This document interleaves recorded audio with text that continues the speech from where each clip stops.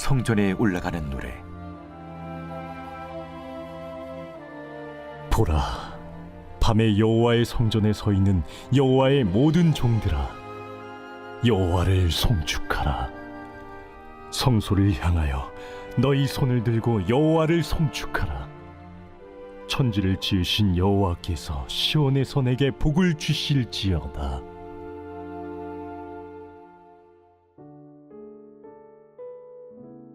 새벽 영성 기도 시간입니다. 오늘은 시편 134편 말씀 함께 살펴보겠습니다. 성경 다음으로 가장 많이 읽힌 기독교 필수 고전이 있습니다. 존 버년이라는 영국의 목회자가 쓴 책인데요.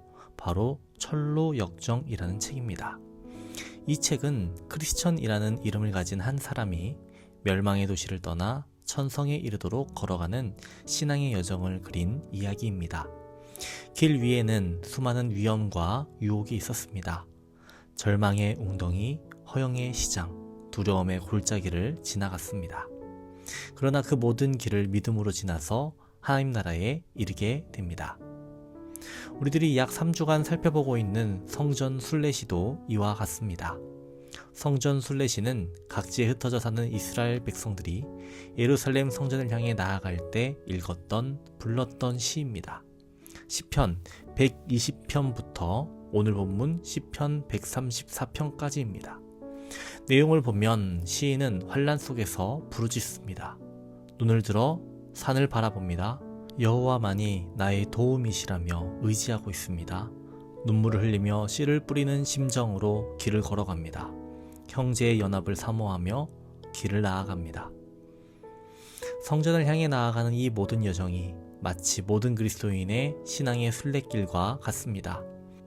그리고 오늘의 본문 시편 134편이 성전에 올라가는 노래 가운데 마지막 시인데요. 결론부에 해당한다라고 할 수 있습니다. 성전에 도착한 시인은 우리에게 어떤 광경이 펼쳐져 있는지를 알려줍니다.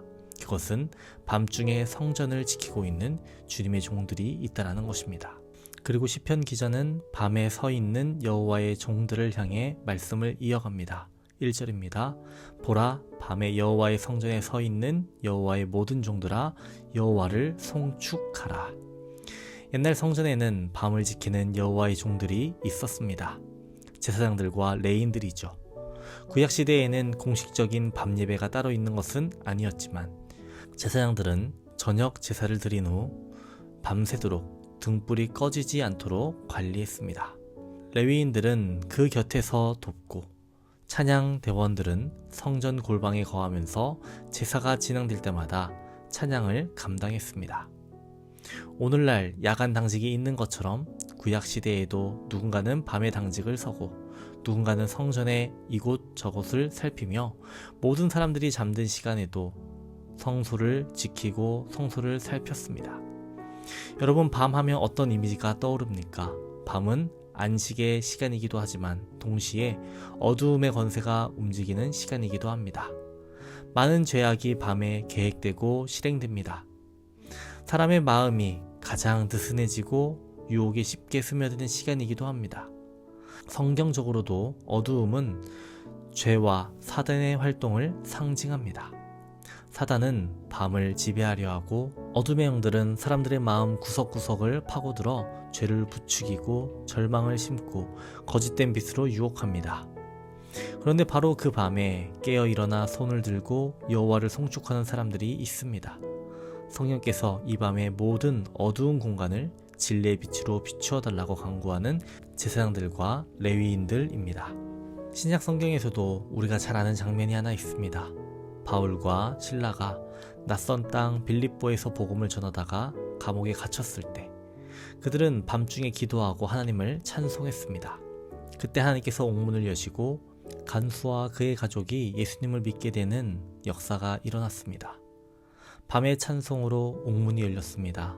어둠의 권세를 무너뜨리고 절망의 사슬을 끊었습니다. 한 사람을 그리고 한 가정을 구원하게 하셨습니다. 우리는 종종 교회 생활과 신앙 생활을 같은 것으로 생각합니다. 주일에 예배드리고 적당히 봉사하고 교회 행사에 참여하는 정도를 신앙 생활이라고 부르곤 합니다. 하지만 성경이 말하는 신앙생활은 교회 안에서만 이루어지는 것이 아닙니다. 집에서, 직장에서, 학교에서, 길 위에서 우리 인생의 모든 영역에서 하나님의 통치를 받으며 어디서나 주님을 예배하며 주님을 높이는 삶이 바로 신앙생활입니다. 신앙생활에는 퇴근이 없습니다. 예배자는 낮이나 밤이나 어느 곳에서 누구와 함께 하든지 항상 주님을 의식하며 주님을 높이며 살아가야 합니다. 3절은 이렇게 마무리하고 있습니다. 천지를 지으신 여호와께서 시온에게 내게 복을 주실지어다. 여기서 시온은 무엇을 의미할까요? 이스라엘 백성들에게 시온은 예루살렘, 하나님의 성전이 있는 산, 하나님의 임재가 머무는 구체적인 장소였습니다. 그런데 오늘날 현대를 살아가는 우리 그리스도인들에게 시온은 조금 더 넓은 의미를 가집니다.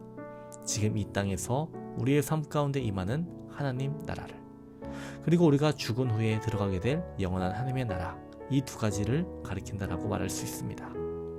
창세기 1장을 보면 세상에 혼돈과 공허와 흑암이 가득했을 때 하나님께서 빛이 있으라 말씀하셨고 하나님께서는 어둠을 몰아내시며 빛을 창조하셨습니다.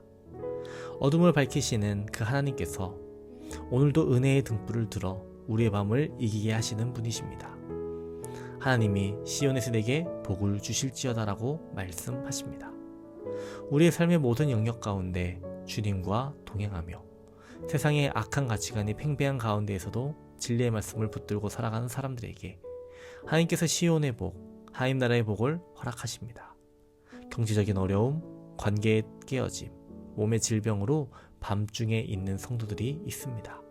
우리는 그런 지체들을 위해서 더욱 기도해야 하겠습니다. 주님, 시온의 복을 허락하여 주옵소서. 우리 가운데, 우리 가정과 교회 가운데 주님의 나라가 더욱 확장되게 하옵소서. 주님, 우리를 사용하여 주시옵소서. 주님께서 원하시는 뜻이 우리 가운데 이뤄지길 원합니다.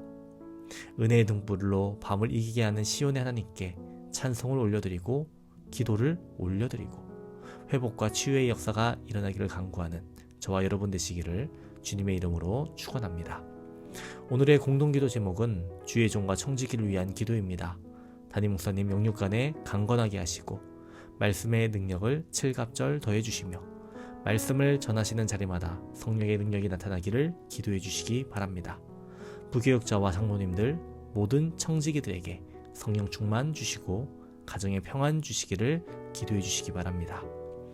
기도하겠습니다. 사랑과 은혜가 풍성하신 하나님 아버지, 오늘도 우리에게 말씀을 허락하심에 감사합니다. 어둠과 유혹이 있는 이 시대의 밤 가운데에서 우리의 마음에 은혜의 등불을 켜주시고 믿음과 말씀으로 이 밤을 이겨낼 수 있도록 도와주옵소서. 경제적인 어려움으로, 관계의 깨어짐으로, 질병으로 밤중에 있는 성도들이 있습니다. 시온에서 임하는 하나님의 위로와 치유와 회복의 역사를 주님 허락하여 주시옵소서. 오늘은 주의 종과 청지기를 위해 기도합니다. 담임 목사님 강하게 붙잡아 주시옵시고 말씀의 능력을 더하여 주시옵소서. 부교육자와 장로님들 모든 청지기들 성령 충만 주시고 가정의 평안 주옵소서. 태중의 아이를 기다리는 성도들이 있습니다. 자녀를 선물로 주옵소서. 사고로 입원한 성도들, 수술받은 이들 빠르게 회복되게 하여 주옵소서. 뇌경색으로 쓰러지신 이경자 권사님 붙잡아 주시고 회복되어서 함께 예배할 수 있게 도와주옵소서. 박태준 선교사님과 이지영 사모님 건강 회복되게 하여 주옵소서. 신영원 청년 치료 과정에서 믿음 흔들리지 않게 붙잡아 주시고 주님의 손길로 치료해 주옵소서. 박하순 권사님, 박우진 권사님, 이영숙 권사님, 박용식 권사님, 박재순 권사님, 김세영 권사님, 유은영 권사님, 오유미 집사님, 황민호 집사님, 김영도 집사님, 정삼균 집사님, 박서현 청년, 유경미 청년에게 치유의 강선을 비춰주셔서 모든 암이 깨끗이 고침받게 하옵소서. 연로하신 성도님들 병들어 누워있다가 천국 가지 말게 하시고 모두가 건강하게 걷다가 천국 들어가게 하옵소서. 주님, 오늘 하루도 우리를 지키시고 인도하여 주시옵소서. 예수님의 이름으로 기도합니다. 아멘.